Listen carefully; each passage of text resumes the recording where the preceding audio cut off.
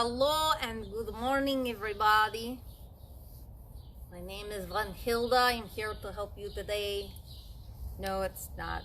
They're just accents happen randomly. But I will tell you that I damn near chopped my finger off yesterday cutting up some jalapenos.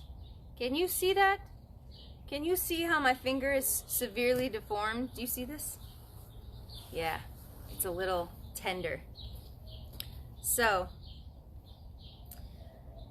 how is everybody doing today? How are you feeling?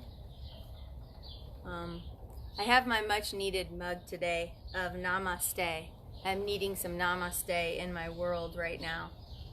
So how about you? I hope you're feeling amazing. I have my Love Conquers Hate shirt on, so I feel like I'm arming myself for the day with some goodness. So, man, did I tell you guys? Yes, so we had fun yesterday. We got sprinkled out, which was really funny, and hopefully that doesn't happen again today. But I have been chopping myself up. I bit my tongue eating some very, very hot sauce, like really hard. Cut my finger, kind of wondering what I'm supposed to be learning here.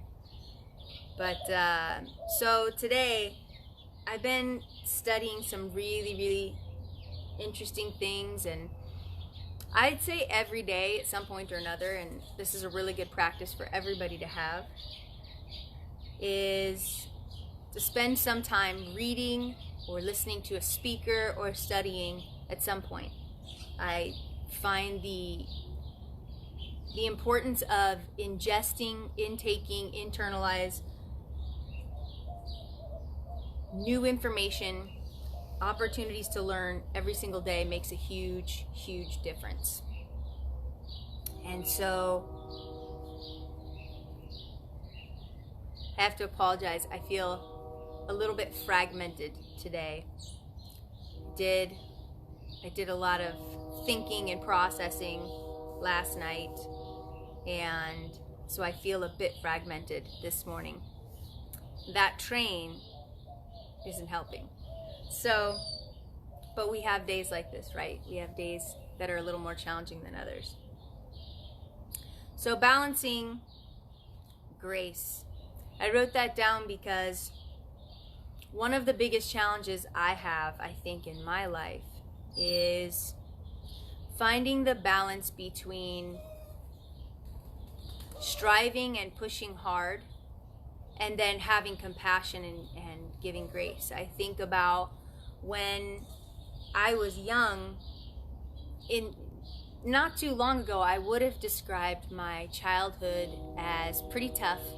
I would have probably said I felt very hurt by quite a few things in my childhood. It was really hard, that I had a dad who was really intense, and I was an athlete when I was younger. So if that doesn't tell you a bit about some of my psychology, right? The definitely pushing through things, suck it up, get in there, those kinds of loops that play in your head.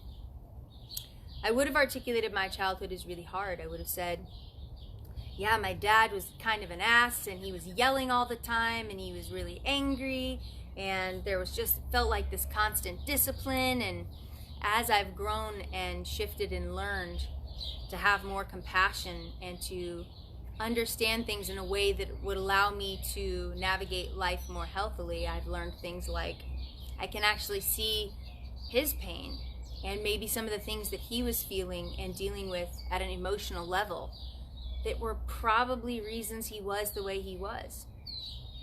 But the point is, for so long in my life, I held on to the identity of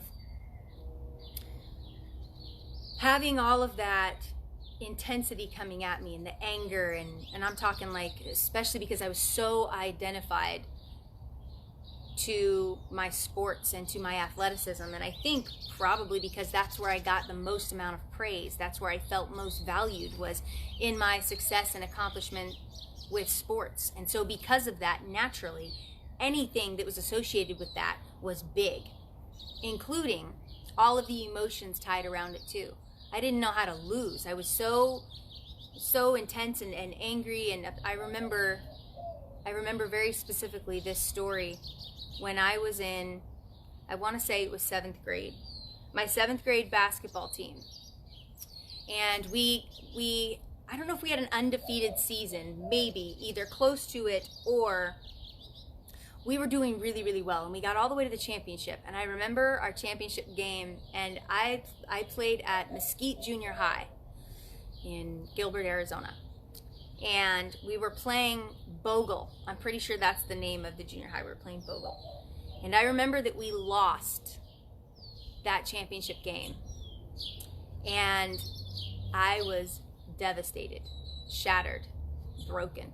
I was on the bench in tears, just bawling my eyes out. And the rest of the team, literally every other person on the team, was laughing and having fun and hugging each other. We had a good season. They had so much fun, so much camaraderie. Like, come on, y'all, we got all the way to the end and made it to the championship game, and pretty dang good. We had a good coach, and I think it was Mr. Watts. I hope I'm right. He was really cool. But to my point, I was so distraught and upset and devastated. And I look back now and I'm like, oh my gosh, like I missed out on the beauty of just wrapping everybody up. And granted, my memory of it now could even be, jaded, because I'm seeing it through the lenses of intensity and high expectation for myself. But I just remember that was so much of my identity growing up. And looking back on my childhood, I think back and think I was really hard on myself. It was a learned behavior to be really hard on myself. My dad was really, really hard on me. And I know that it came from his own stuff. I get that. Back then, I didn't understand that. And so I adopted and internalized this way of living, of being incredibly difficult and hard on myself in my adult life. And even recently, one of my biggest challenges is finding the balance in that notion. How do I push myself? How do I challenge myself? How am I hard? Not hard on myself, but how do I push myself hard? And at times have compassion.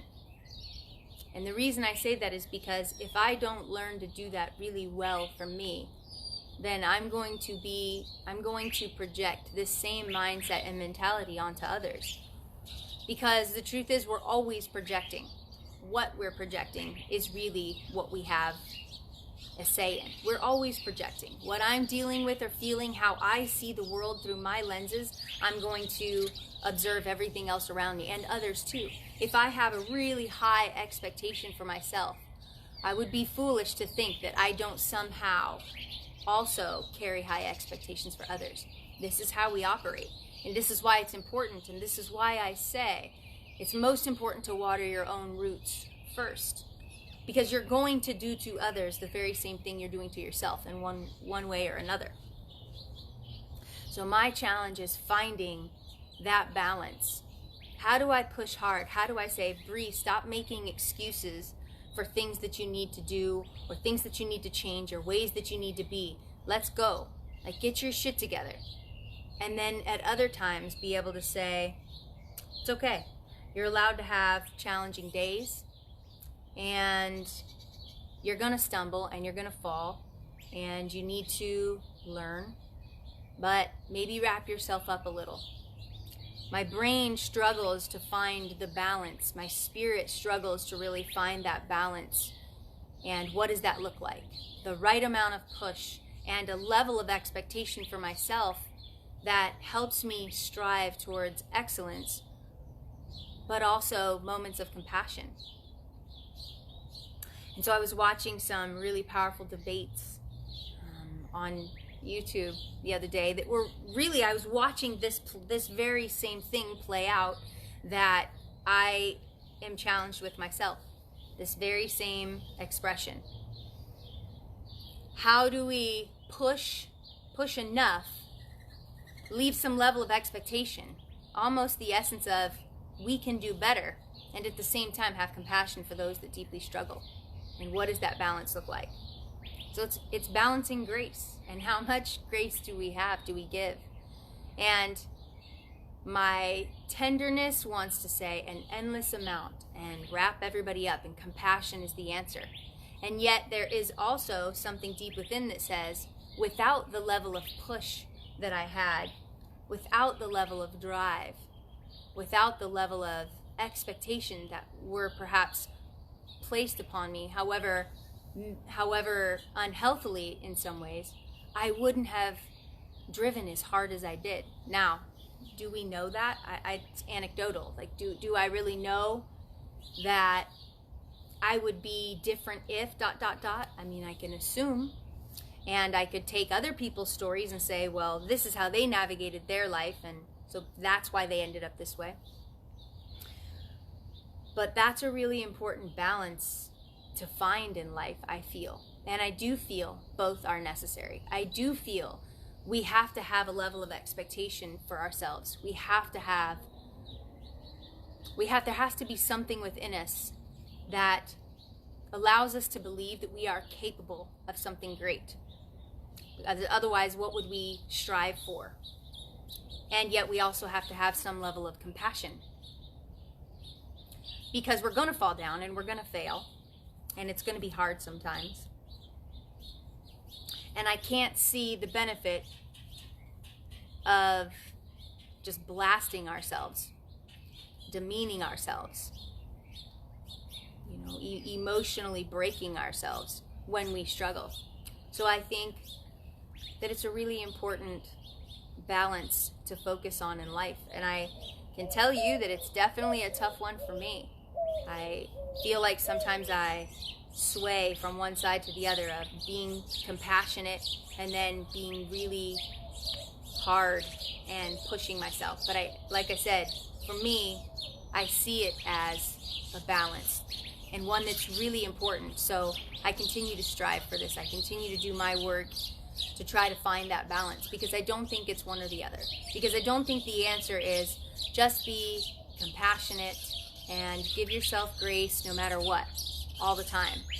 To a degree, yes, but not entirely. There has to be something within me that says, you can do better. Let's go. We've got this. Push hard. Work hard. We have to learn how to push ourselves beyond comfort. It's really, really important. And I think we actually live in a culture and society now where you've heard the everybody gets a trophy thing, the debate. I suppose this is very similar to that. Does everybody get a trophy? And what does that really do? I know it's almost like a political question. I feel like answering that question would send us into a political debate, and I don't intend to do that. But I do think there is a balance to be had. I don't think everybody should get a trophy. I said it. But I think it's because we do need to learn to have a level of toughness, maybe wrapped up in some grace. I think that feels good to me. But again, if you've heard me talk before, that's gas pedal, brake pedal. How much gas pedal, how much brake pedal? And so today, we're going to work on that. Today, we're going to dive into, am I really paying attention? Am I pushing myself hard enough, and also giving myself grace? Because I think that that's sort of the magic. That's where the magic is in life, if you will. Pushing myself because I know I'm capable of something great, and yet giving myself grace when I stumble, but then making sure I push myself so that I don't settle and just hang out when I fall, sit back up on the ground, make myself a little drink, and hang out in the shade. Rather, I get back up and keep climbing, because it's really important to me to strive, whatever it is. I think you get the idea. So I'm going to namaste my way into today, and I'm really glad you're coming with me. And it's going to be a good one. I can feel it. So as always, when we do these meditations, I want to remind you, these are about insights. The whole purpose to this is to breathe better, to connect with ourselves, to quiet and slow ourselves down enough to listen. I don't think we have a good practice of that in life most of the time. In fact, we do the opposite. We either busy ourselves to death or we numb ourselves out to death. This is the remedy for that. To slow down and to actually pay more attention. That's what we need. So today is about, and every day that you meditate is about tuning into all of the awareness that you can identify, and then allowing inside of that awareness these insights to come through. And then we take these insights and we begin to sprinkle them into our lives a little bit at a time. I don't think it's quite realistic to have this insight or to gain a great level of insight and dump it like a bucket all over our whole lives. I think that's probably a lot more messy. I think of it a bit like if we're making a really yummy dessert and we have to slowly pour these insights in while we stir. I think that's a good understanding. Let's do that. Let's grab these ingredients, these insights, and let's pour them into our lives. So open-hearted, open-handed today as always, and let's dive into our breath. And let's dive into finding that balance of grace. We can call it grace and grit, if we'd like, today. So sitting upright, we're going to breathe deeply into our diaphragm down here and then into our chest. We're going to work on expansion and opening up to these awarenesses and these insights today so that we can step away from this space more aligned, more grounded, more focused, more balanced, and making better decisions in our day. Let's breathe deeply in, full 6-second count into our belly, our diaphragm, expanding and opening, and then allowing our chest to open as well, and exhaling.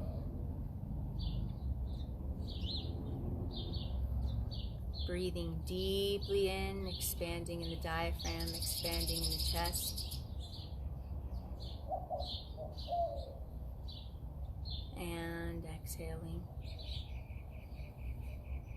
Allow yourself with each breath to become more and more present. That the thoughts and everything else around you begin to fade away and you become more centered and more focused in the present. More connected to your breath.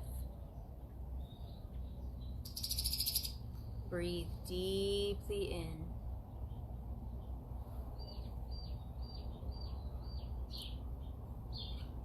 Exhale, letting go.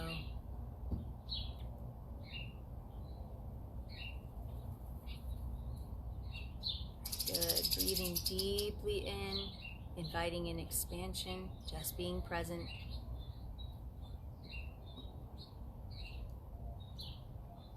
And exhale, letting go. Do one more big, long, deep breath. Bringing in your focus to just being right here, right now.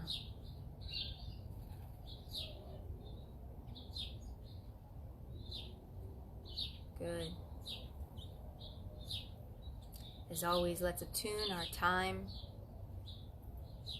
to the frequency of gratitude and making sure that we fill ourselves up with it and that we are sitting upon the best soil for learning, which is that of gratitude. Filling yourself up with gratitude for today, to be here in this moment, for the awareness you have of taking this time in order to be better, for honoring yourself and therefore honoring those that you are connected to. Allow us to really sit and be filled amidst and with gratitude. And let's go to the top of our heads now and really open up that crown chakra, the top of our head, whether that visual is you expanding your third eye or opening up your chakra, or simply opening up the top of your head like you would a door, visually inviting in awareness and insight to drop down into our bodies, through our minds, through our hearts. And so as we invite that awareness and those insights today, let us begin with our body scan, being connected to our body, dropping down below just the thoughts, but actually allowing the body to be a part of our communication. What do you feel in your head? Is there tension, pressure? Is there peace? Is it calm? Just notice what you feel in your jaw. Is there tension from clenching, from stress, from worry, from fear? Breathe deeply in and let it go.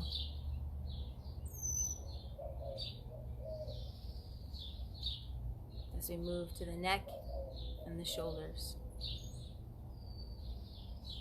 Am I carrying weight? Am I hunched over every day?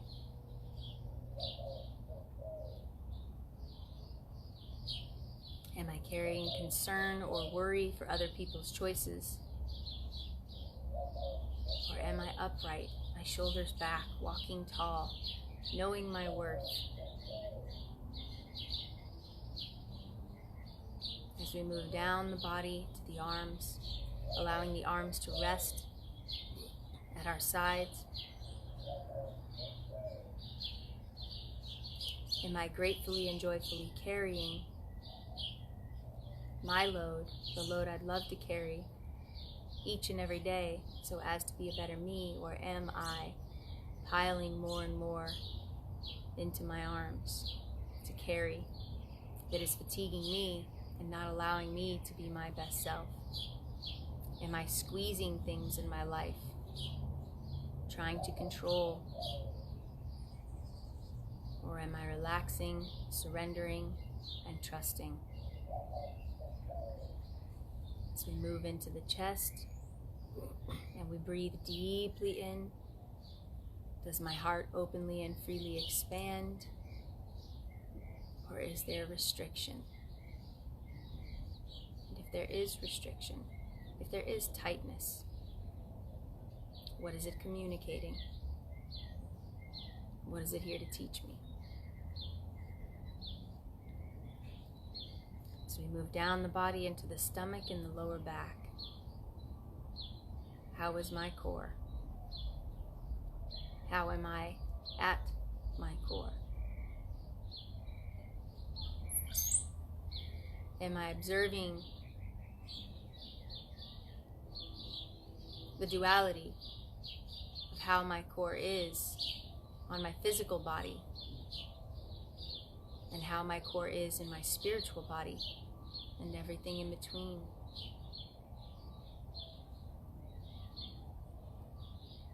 What is my core teaching me?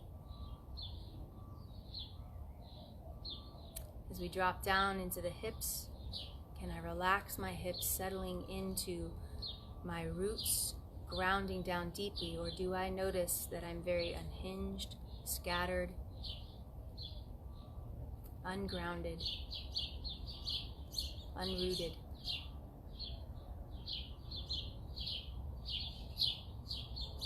Am I carrying past pain that is keeping me from planting my roots deeply into love?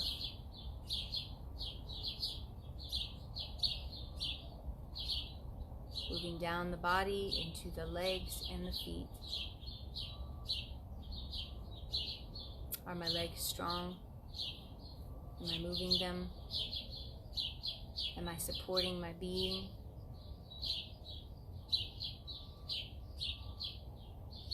What is my body communicating to me today?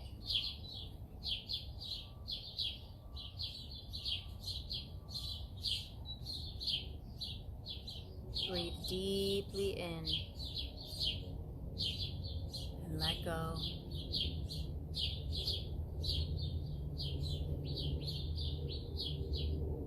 So today we open to the awareness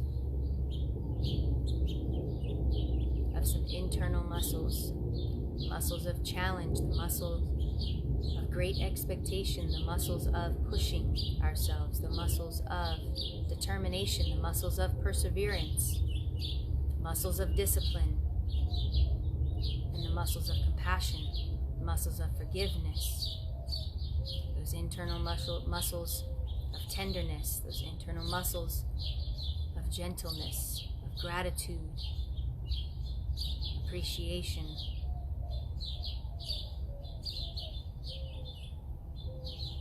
Do I notice the difference in the two?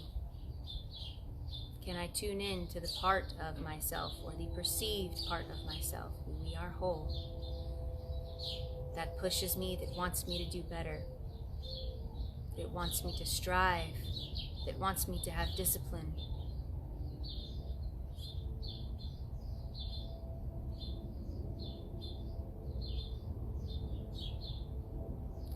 And is that voice healthy?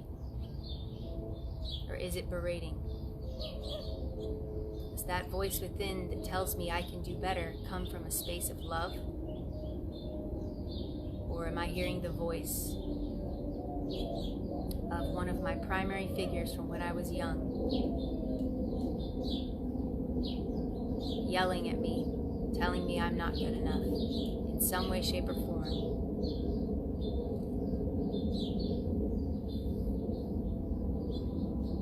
Whichever voice I'm hearing,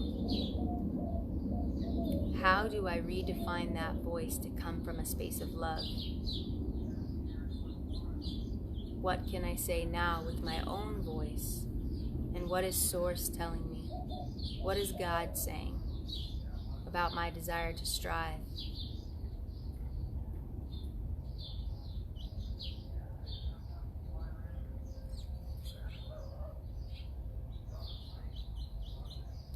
And can I tell myself these things? I can work hard. I can do better. I can be disciplined. I can be focused. I can strive for greatness. I can become a better version of myself. I can lose this weight. I can get a job of my dreams. I can be successful within my career and my job. I can make more money. I can be grateful for what I do have. I can grow.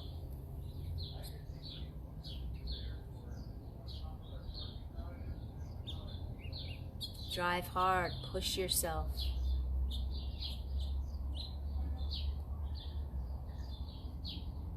Does that voice come from love, encouragement, empowerment? Do I need to do some work around reshaping that voice so that it does come from a space of love? So that when I strive to hit that gas pedal, it's not because I feel like I'm not enough, but because I know I am capable of more. How can I reshape that internal voice? And can I hear the voice on the other side? You're doing great. It's okay, get back up. We're gonna struggle sometimes. You're doing awesome.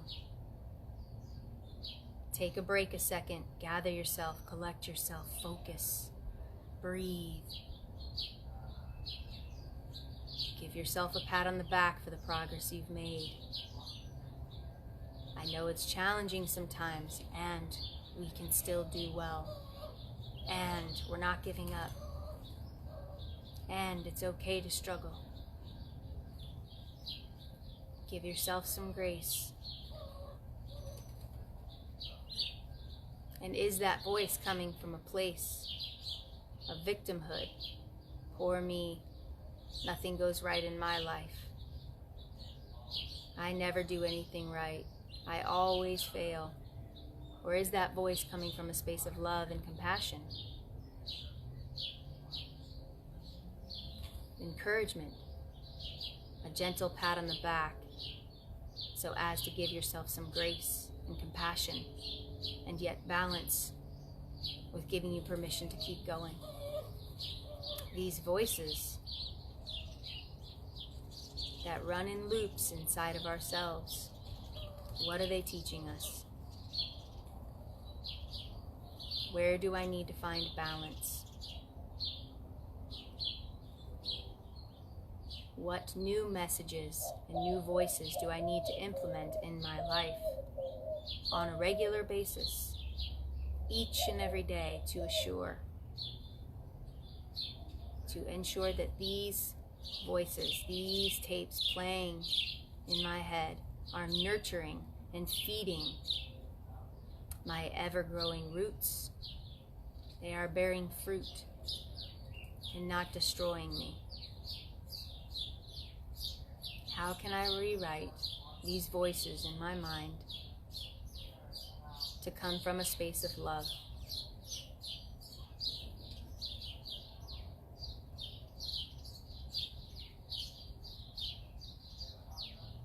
In this awareness that I have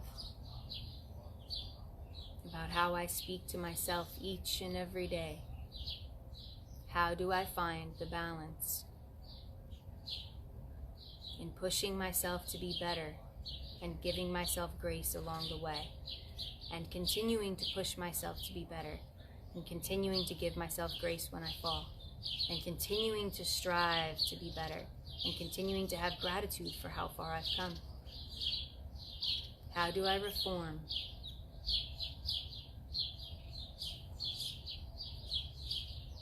How do I reform the thoughts? How do I reform the feeling inside?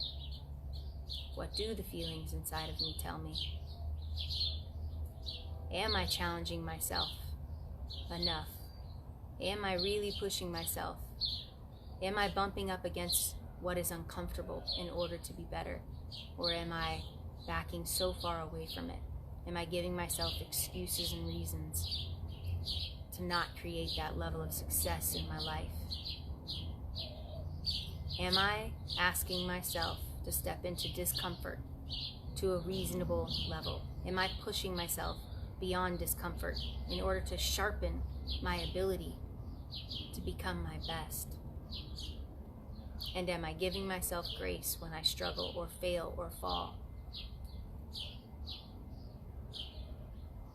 Enough to breathe, to learn from it, and to get back up and keep going. How can I create more balance within myself?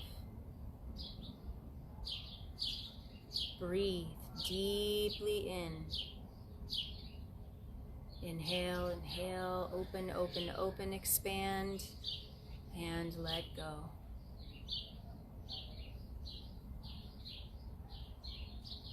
Good. Breathe deeply in, expand, invite the awareness, invite the insights, be honest with yourself. Open, open, open, and exhale, letting go.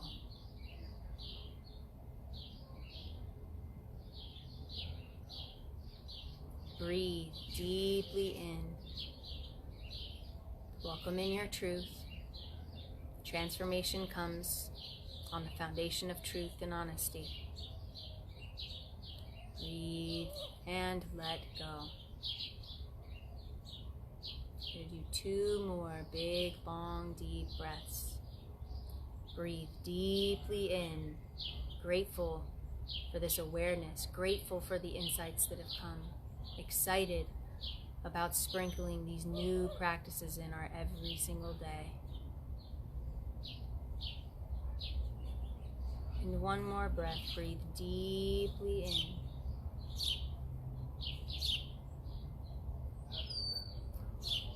And let it go.